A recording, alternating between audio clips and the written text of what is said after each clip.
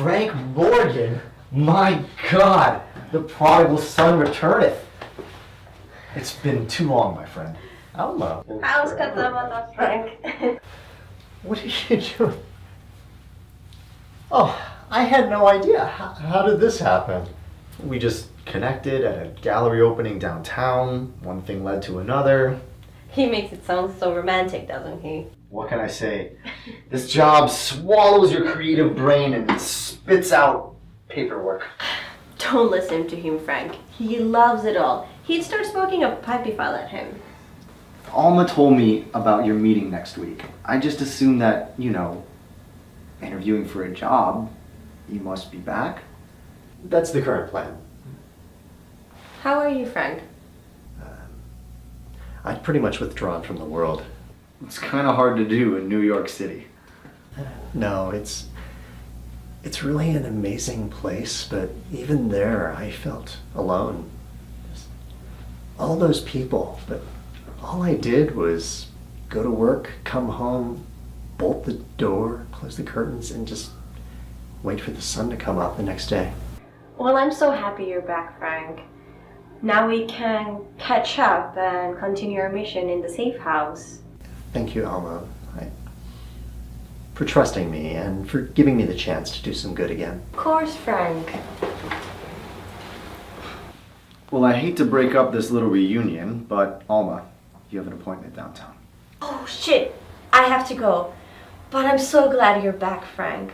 We'll have a quick catch-up on Monday, and then I'll take you to this new Italian place downstairs. You will love it. Okay, moikka.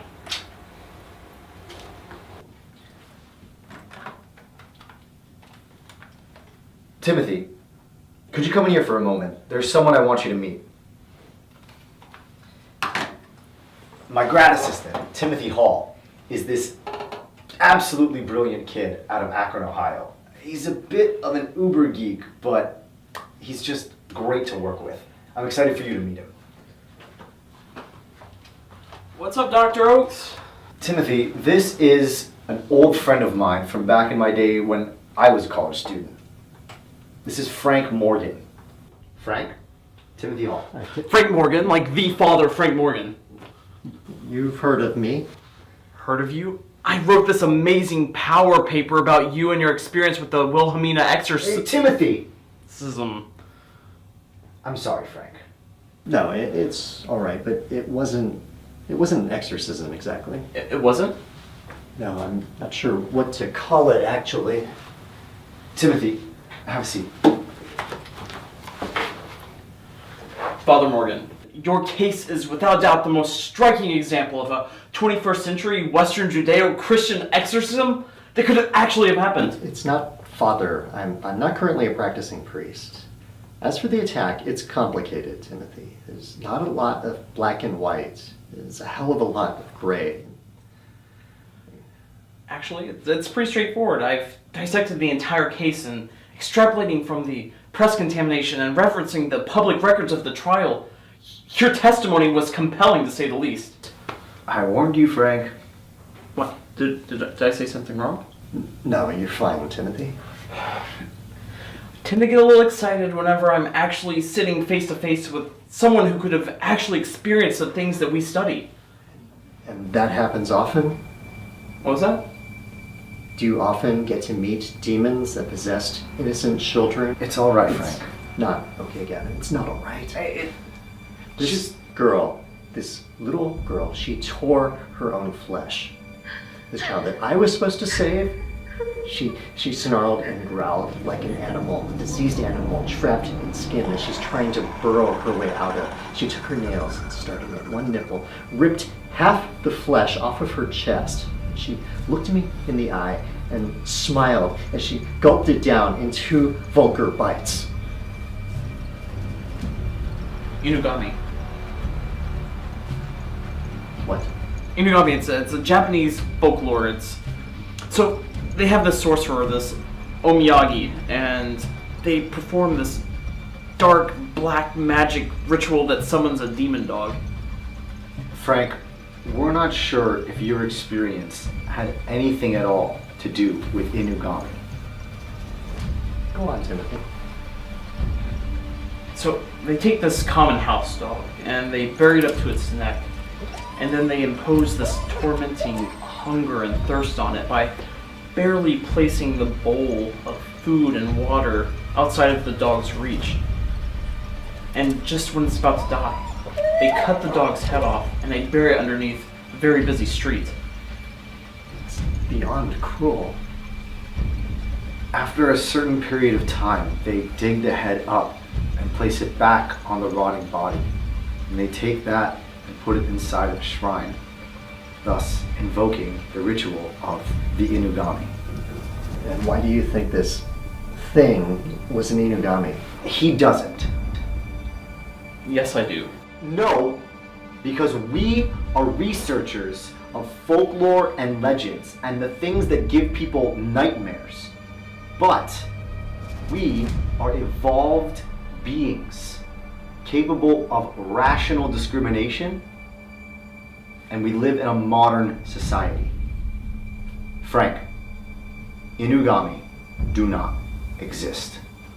Well, we don't exactly know that. I know that. I know. Timothy, did you have something you wanted to say? No, sir. Father Morgan. No, I don't. No, I don't. Are you all right, Frank? Yeah, I'm fine. Well, Timothy here has created an extensive database cataloging not only my research over the past 20 years, but also a thorough record of all reported cases of paranormal activity happening in Hawaii since the turn of the century. The Lexicon Transculturalis de Mythologia, or LTM project. I've gathered generations of reported cases and I've cross-referenced them with possible connections to mythological and local folk tales here in Hawaii, modern-day Hawaii. Modern day Hawaii? He means modern in the sense of recorded history. Until the missionaries arrived, folk legends were passed from population to population, down hereditary lines, and via word of mouth. Oral tradition. Exactly. The LTM meticulously catalogs various phenomena from carrying pork across the Poly Highway to the night marchers, to the urban legend of Morgan's Corner. There's got to be some sort of... No, it's a different family. Note to self, different family. Frank, this is the crowning jewel of our department, thanks to Tim. Moreover, it's his signature accomplishment and the framework of his thesis. Sounds ominous, but seriously, Timothy, you should be quite proud. Congratulations. Thank you. By the way, Timothy, would you be interested in making a few extra bucks on the side? Sure. I can finally afford something other than ramen for dinner. Good. I'm cooking pasta tonight for my brother and his friend. Why don't you come by my place? I need your help setting up my computer, connecting to the Wi-Fi and network and all that mumbo jumbo. That's right. Frank Morgan, card-carrying Luddite, an enemy to all technology. Ha ha, funny. But true. Sure, I think I can do that.